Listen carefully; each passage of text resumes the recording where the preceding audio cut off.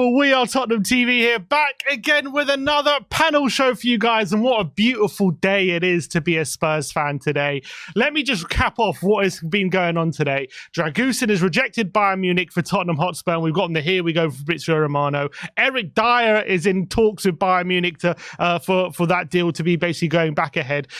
Jed Spence is going the opposite way to Genoa. There's rumours about Maddison being back fully fit next week. We've already got Cuti Romero potentially back for the game against Man United. And to top it all off, we've got our last word on Spurs takeover of We Are Tottenham TV, the best till last. Ricky and Lee, absolute pleasure having you guys on.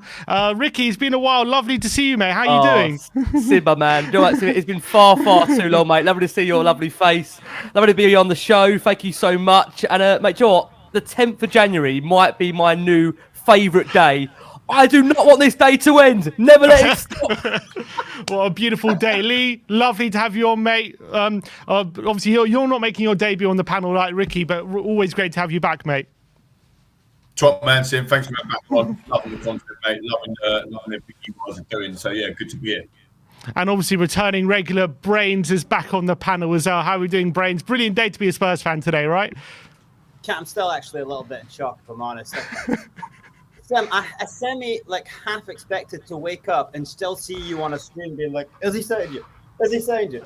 You've actually dragged us in. You've got him. You got us. Like, you had a hunger strike. You cared. I can't let this little guy die. Can I just say, Sim, this is what happens when you let last one on Spurs come in your... It all goes absolutely chaotic and things are happening, right? Things are moving. Come on. It's incredible. Look, we'll start with you, Ricky. Look, obviously last night I went to bed thinking this is like he's off to Bayern. It's off. Like I thought there's no way Bayern have a deal agreed if he didn't get the go ahead from Dragusin that he's definitely off to Bayern. So to wake up this morning, hearing in the news that he's rejected Bayern Munich, he is coming to Spurs, and hearing some of the quotes from the agent that I've been reading, apparently he's honoured an agreement that he's made earlier with Tottenham. He's not thinking about the money. Obviously, there's a lot of agent talk, maybe to butter up the Spurs fans. But what was your reaction this morning, hearing the Dragusin news? Well, given by the fact, I'm sure the same as you, Sim, we've done hours upon hours of just trying to get the bloody game, the guy's name right, for God's sake. It's taken me 2 days to work out how to say the guy's name. Dragusin. I'm told it's Dragusin.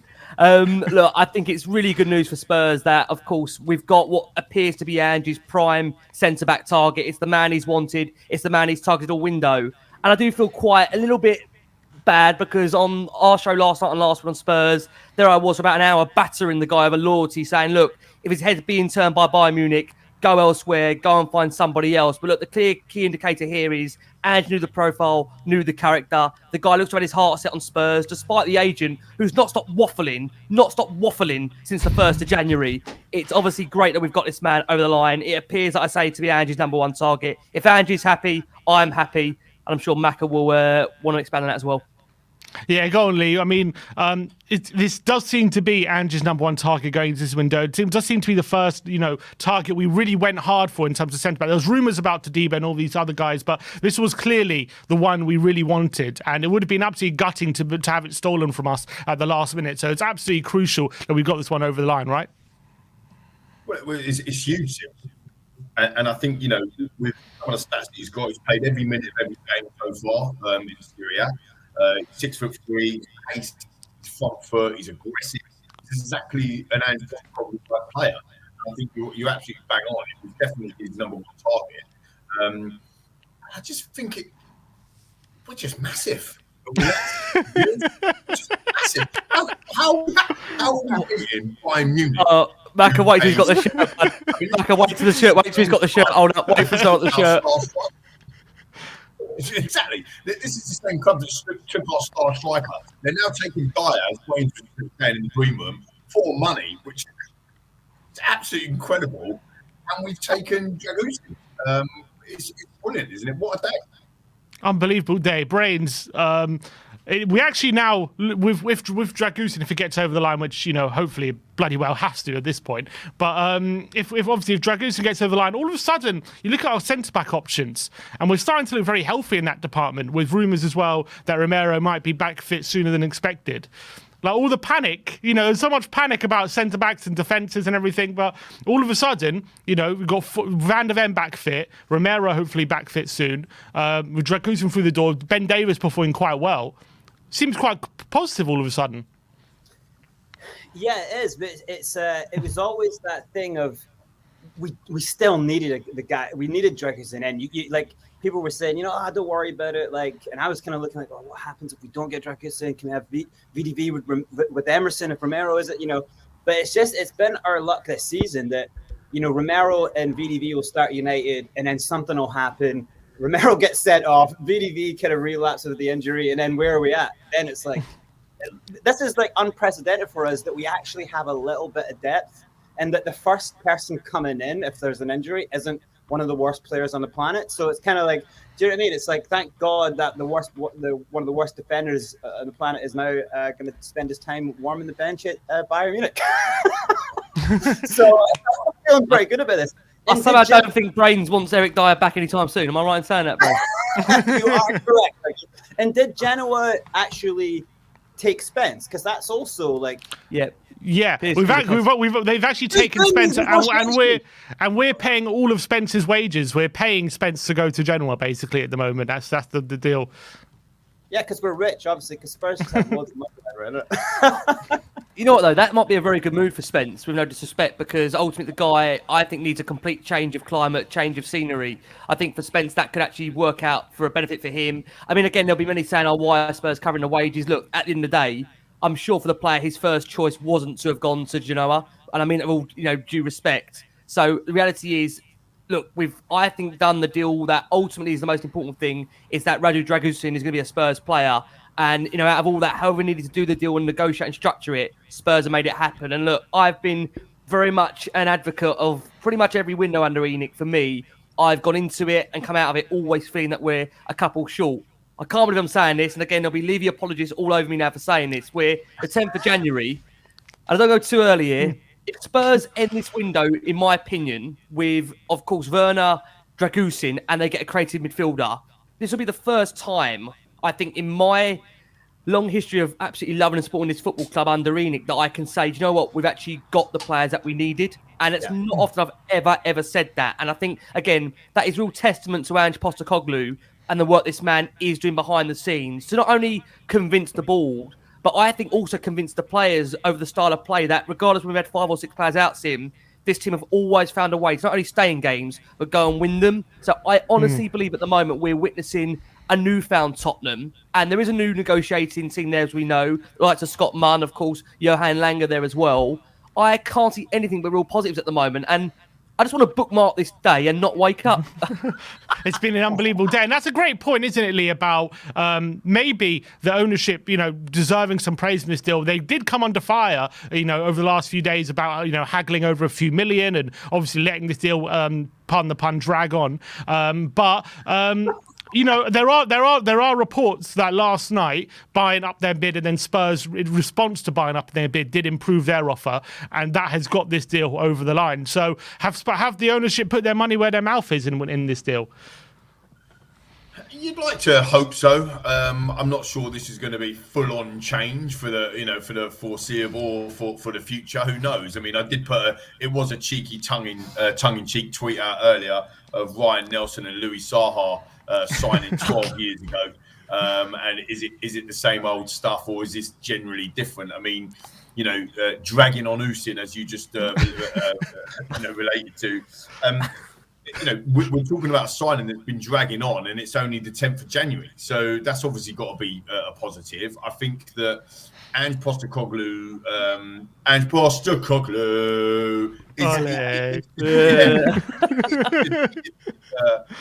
he is just a pull, isn't he? Right?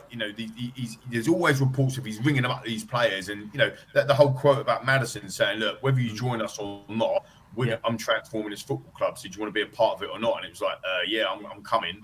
And maybe that's what he's been doing. Maybe Dragusin was always going to come to Tottenham, but when Bayern come in for him, you just don't know. But what I love about it, and Wayne's mentioned it before, and we mentioned on the show a minute ago, is that now we're actually getting a fee for Eric Dyer. That extra money that we've actually put into the Dragusin deal is actually being paid for by Bayern. I mean, you could not make this up. Yeah, but for what that club did to us last summer with the Kane situation, when they terrorised us, we've got a bit of karma, haven't we? We owe the right to have a little bit now of graciousness about it. And you know what? Again, mate, honestly, do you know what? Can I just say I know, with all the respect, for Eric Dyer, for him, in a bizarre way, it's not often you think for a player of where he is at in his career that you could actually get a step upwards. And I mean that with the most due respect. He's got a Bayern Munich move there where he could go on and arguably win a title. He's going to play with Harry Kane. I do think it's ironic, and I have said this on Last One on Spurs, that one of Kane's biggest contributions come after he leaves the bloody football club, in which he gets Eric Dyer removed. I mean, you just can't make it up. It's incredible. I just want to touch on what Lee was saying before about the Ange pull. I feel like Ange has his own gravitational pull. You get a bit too close and he just pulls you in. It sucks you in and you can't get away from it. And that Ange pull seems to be something that's been quite significant since he's joined the club. Brains, like, Ange seems to have a way with players, doesn't he? Every player is mentioned. That conversation with Ange has been a big convincer. You take your mind, cast your mind back to Maddison, in the summer, saying when he spoke to Ange, he had interest from the likes of Newcastle, who are doing very well, maybe offering a bit more money or whatever. And Ange told him, look, if you come or not, you're going to see a different Tottenham this season, and he really got convinced by that. And Dragusin and Werner as well, mentioning Ange Postecoglou, that conversation he had with him, being a big convincer.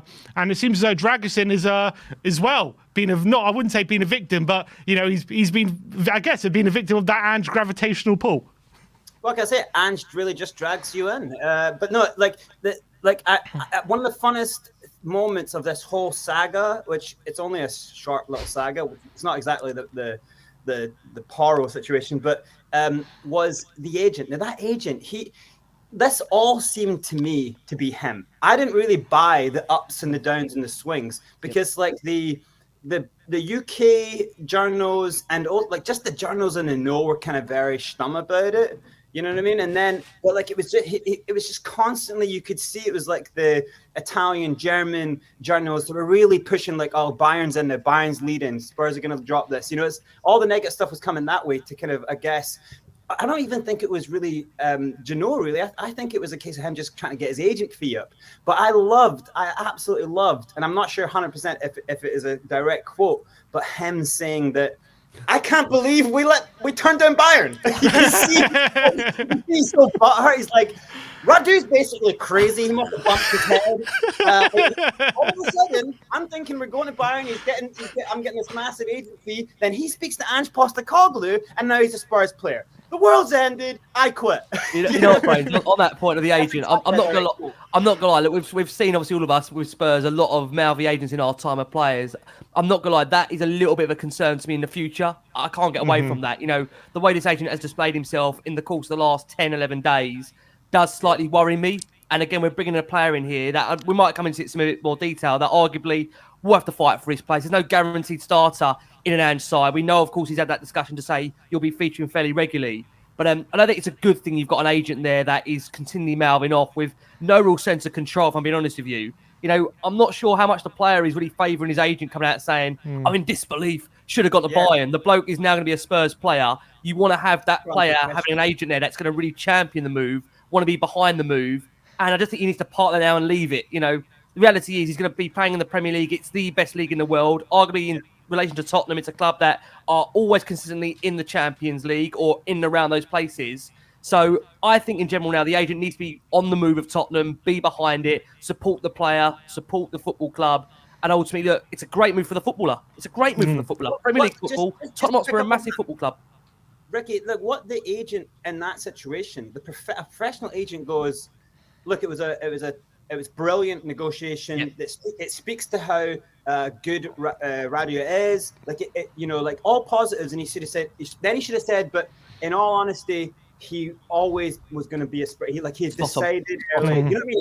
There's something positive that reflects on the club that you are now with, not I can't believe we turned down Bayern. Throw your toys.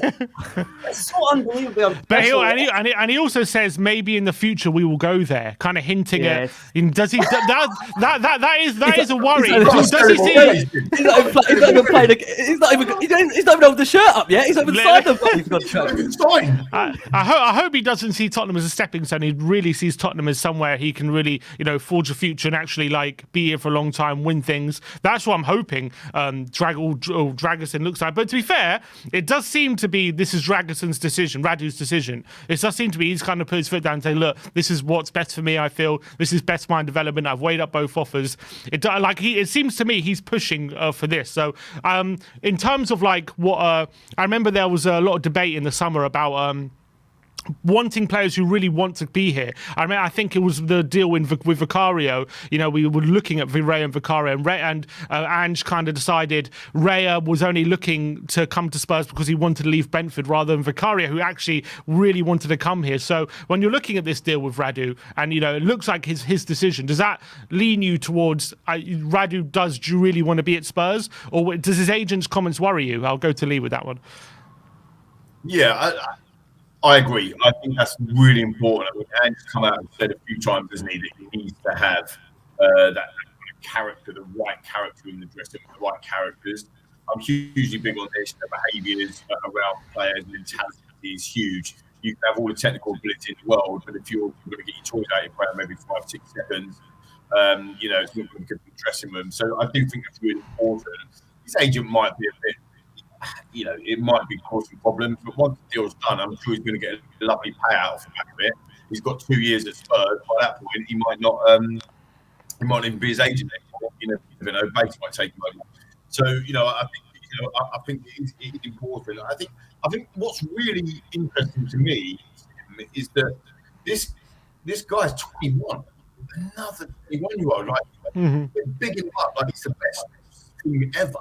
And I'm sure he's really good. And statistics look good, and he's perfect for Android. He's only 21. His ceiling is massive. Van der Ven, 22. Doggy, 20. Sarge just turned 21. It's craziness what's happening. And we've got an era of absolutely need champion players. We must have experience. They must be 29, 30, 31. Now we're buying really young players, young talent that Ange and the team are looking at, and it's the future's lily white. Can I just check? Is Lee on the runway there with him? With Dragusin? When you left Lee and then came back and it was better, and now it's gone back to being a bit echoey again. I'm not. I think I've got 2 streams. Sorry, everybody. It's all right. He did seem to fix it, but we'll go. But Ricky, in terms of what Lee was saying about, Dragusin is a very young defender, 21 years of age. We've seen obviously Van der Ven come in at 22, hit the ground running, and been exceptional since the start of the season. But what can we expect? What do you think we can expect from Dragusin? Do you think we should expect him to come in and straight away be like Van der Ven in a way, and have an instant impact, and when he does play, be at a high level, or should we be a bit more patient with Dragusin? Well, look, I think for any player coming from overseas, he needs to be given a period of adjustment and time. And there's no doubt about it. Look, it's not ideal to come in mid-season. I think anyone would say that when you're working under Postecoglou, you'd ideally like a pre-season under him, because you've seen the likes of the way Pedro Porro shone, I would say, since the start of the season, because he's had that pre-season under Ange. And therefore, I do feel that, look, I know expectations are really, really high when Spurs do sign players of overseas and they come at a premium price and everyone's really excited. And look, I'm not trying to dampen down expectations, but what I would say is that for any player coming overseas into a really, really tough league, a physical league, one that is so demanding, we've got to give the guy time, right? I think we've all been crying out for such a long time to have adequate backup or adequate alternatives in defence, and Spurs are slowly getting there now. They really genuinely are. To have this player coming in that, look, I'll be honest with you, I've watched a number of his YouTube compilations. That's all what I can really go on in terms of what I've seen of his profile so far. He looks like a player that, with all honesty, has got a sense of discipline about him. I'm sure we'll change that very quickly. But honestly, you know what? He's very composed. He's aggressive in a good way, commanding of the ball, dominant in the air, fairly rapid over a short period of burst, which is what really Ange needs in that side. And look, there's no reason to not be excited. All I'm just saying is, for me personally, is look, it's mid-season. A player's coming into a difficult, demanding league. Please give him time. Please give him time. Don't expect the earth. Don't expect the world. We'd like to think he's an upgrade on Eric Dyer. We'd like to think that. But again, at the same time, he is just coming into the building, given that period of adjustment. But of course, look, we should be excited. He looks a really good prospect. Like He's Lee not said a there, Van der Ven, though, right? In terms of pace, guys. No. You know, No. and viewers, he's not. Not you many know, are, Lee. Not many are. No, Van der Ven's in a world of his that's own true. when they're that fun. Oscar, mate. Not many people are, but I mean, 7 key passes, 2 goals, 1 assist this season for Dragusin, 32 recovered balls, and I think that's really important. When playing that high line, he's got to go back and get them recoveries, and he's doing that. 18 tackles, which I thought was quite limited, actually, considering it means that he's probably doing some good stuff in terms of his positioning rather than needing to do direct tackles, which is always good. 3 clean sheets, but like I said earlier, 6'3". You know, he's got a massive ceiling, hasn't he, lads, in terms of where he go, 21 years old. It's very exciting, very exciting. To go to Ricky's point, though, in terms of adjustment period, I think it's important to note that the team he's playing with in Genoa right now play a back-three system. If you look at how they play, they're near the bottom for like the amount of passes they have during the season. They're near the bottom for the amount of possession they have in terms of bottom of the Serie A, that is. So it definitely is going to be a bit of a different, a completely switch up, basically, to how he's been playing with Tottenham as he was with Genoa. So it's going to be interesting to see how quickly he adapts to that system. But looking at how he wants to play, he's very brave, and I think he wants to play that kind of football. I think he's at Genoa right now, and they're playing a very defensive football. I think he wants to be brave. Yeah, what were we going to say, Brains? I was just going to say, like, you know, when Paro came across, there was that build-up to, you know, us being so excited because we saw him in the Champions League. We saw him in these games. We like do so many incredible things. But when a player comes to league, you know, from the Portuguese, from the Spanish, from Serie A, you know, like the speed of these leagues, they all move at different speeds. On a world game, it's completely different. And then you see like tiki-taka against press. You see how, like, what strategy really works. But the Premier League, this season, more than any season so far, pressing is pivotal. So the speed of the press, cutting angles, playing out of the back. So that's the 2 main elements that we're seeing this season more than we've ever seen before.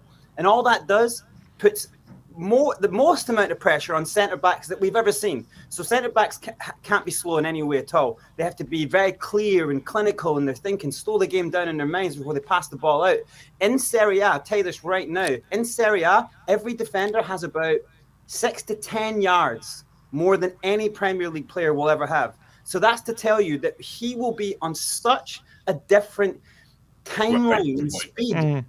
So we can't just go, you know, throw him in now against Man United in a pivotal game for us, a pivotal game for them, and expect him not to make mistakes. We saw when Poro came in pre-season, you know, in the winter window, and you saw what happened to him, right? You could see his face after every time he got the ball and bang, he got taken off, bang, he got hit. It was like, Pony, wasn't he? For Leicester. And we were all shocked. We were thinking, this guy, we bought into the highlight reels, and it wasn't that we bought in wrongly. He had those talents, and we're seeing them now, but he needed that time. He needed the right manager. He needed people to go, you've got everything. Calm the game down. It's faster, but you need to get slower. Like, calm it slower in the mind. And that's what I think the biggest task for Dragusin. But the reason it's good is to get a player that age, because those adjustments for players that age are good. Bring them in when bring a Chiellini in, or bring someone who's set. No chance. You're going to get some real problems. But a young player, it'll take a few games, and he might be able to get up to speed by the end of the season. And that's a big win, because like Lee said, 21 years old, for that price, huge ceiling. Can I say, when Brain said on that point, I don't mind seeing when he said, no, we can't just throw him in. Yes, we bloody can just throw him in. We need to get him in there. We've been chasing for 9 days. We are going to bloody throw him in. Trust me, we are. Just on that point, Ricky, actually, there has been a bit of breaking news from Charlie Eccleshare saying that Romero is feeling good after his hamstring injury and pushing for a return against Man United on Sunday. Would be a big boost for Spurs and speedy recovery after initial expectation mentioned he'd be back in late Jan. Romero, Van de Ven, and Dragusin could all be in the squad on Sunday. So what was the need for Dragusin? What was the panic? But yeah, look, that's really unbelievable news as well. Do you reckon Romero's seen the signing and think, I need to get back, and my place is under threat. I need to get back into the You know what I love team. though is, can I give credit, if I may, to the Spurs social execs that are snapping away the pictures, because I think they're under order from Ange to be very, very careful of who they're snapping, where they're snapping, and how they're snapping. Because quite frankly, we've got players now popping up here and all over the place that shouldn't be anywhere near the squad, that are just miraculously making recoveries. Which I think, do you know what? Isn't it lovely having a manager that doesn't tell everything to the media? It is so nice having a manager that doesn't divulge everything. They don't have to give advantages to the media and let them know who's in, who's out. Let it be a surprise. Absolutely let it be a surprise. So look, I'm in full charge of the Spurs social media exec. Boys and ladies and whoever's doing this, keep up the great work. Yeah, absolutely brilliant. Just on that, Go on, Lee. Sim, if I may, we had Charlie on our show yesterday lunchtime, and in the green room, the three of us said, and I said to Charlie and Rick, I said, I've got a funny feeling that both Romero and Maddison are going to be playing at the weekend. And they were like, oh, what do you think? And then Charlie said about, he'd had a conversation with Ange, and Ange said until they're fully training. And now all of a sudden we're getting these stories coming out that Romero's ready to go. And it would not surprise me, Sim, if you see Maddison on the bench. I mean, what a boost, guys and viewers. What a massive boost. We've just been through one of the worst injury crises in a season that I can remember at Tottenham. 9, 10, 11 players out, genuinely 5 or 6 first teamers out that were getting that team every single day of the week. And we are 6 points off the top of the league. We are 1 point outside the top 4. We're in the fourth round of the FA Cup, sorry. What is happening here? And we're now getting all these players back. We're signing players within 9 days of a transfer window. I need to wake up, don't I, boys? I just love that Lee. You nearly through City. I love the fact that Lee nearly just advanced against City there before even playing, which was great. You must have simulated the game. Mate, they've never scored at our stadium, Rick. They've never scored at our new stadium, mate. They got no chance. And just to touch that point about things feeling different, apparently, I think Charlie Exel tweeted this as well. If Werner and or Dragusin make their debuts on Sunday, it'll be the first time that a January signing has actually made their debut in January for about 12 years. Because we always sign them on deadline day. So they're always, I think, apparently 8 of our last 10 January signings have all been on deadline day. So it does look, is that not evidence that maybe there's been a difference in approach? Are you not telling me, boys, you've not remembered Bongalo Kamani, the last one? Of course, you don't remember of course, yeah. What a massive success he was. To be fair to Charlie, he dug that research out. To get that. But come on, that guy was a world beater. You don't remember him. None of you remember how good Bongalo was. I remember him. But he never actually played. So I'm wondering who the last guy to actually play in January after signing in January was. I can't remember. Maybe Alan Hutton potentially. Jedson Fernandez was mid-Jan, wasn't he? Jedson Fernandez was mid-Jan. Yeah, did he make his debut in Jan? He might have done. I think I've erased him from our club history. But it just showed like a willingness for Levy to maybe change his approach this window, not always wait till the last second of January, and actually sign players. Because Ange actually made a very good point. Before the window started, he said, we have a whole month, we have the whole of January. Why waste it? Why, if you sign someone on deadline day and then all of a sudden they're not making their debut till Feb, and then they're not getting acclimatized they're not getting acclimatized to the team and everything until probably the end of February. Yeah, if you sign someone in mid-January, they make their debut, they get used to their teammates, and maybe by the end of January, they're settled in. So why waste this month? And that's maybe something we've, definitely something we've been doing for a long time, but this is different. To the point, Tim, that Brains made earlier about, not throwing in Dragusin. If Romero is fit, and Van de Ven's back, I mean, that's your dream partnership anyway, and it gives Dragusin a time to get some training sessions under his belt, integrate into the team a little bit more, right? So you don't have to throw him in. So that's the one point. Just quickly, a bit of a funny one on Jedson Fernandez. I remember at the time, we get Jedson and they get Bruno. Do you remember that? Only Spurs would sign the wrong Fernandez. You couldn't make it up. Again, this is, have we changed? Coming back to that, have we changed? I remember all them years ago, we signed this unbelievable young prodigy called held our Postecoglou, I bloody wish he was Postecoglou. He might have played betterly. Postiga, and Man United go and sign another young Portuguese starlet, Cristiano Ronaldo. I wonder which one got the right one back then as well. So hopefully things have changed. This is not a Ryan Nelson, Louis Saha. This is a Dragusin and Werner.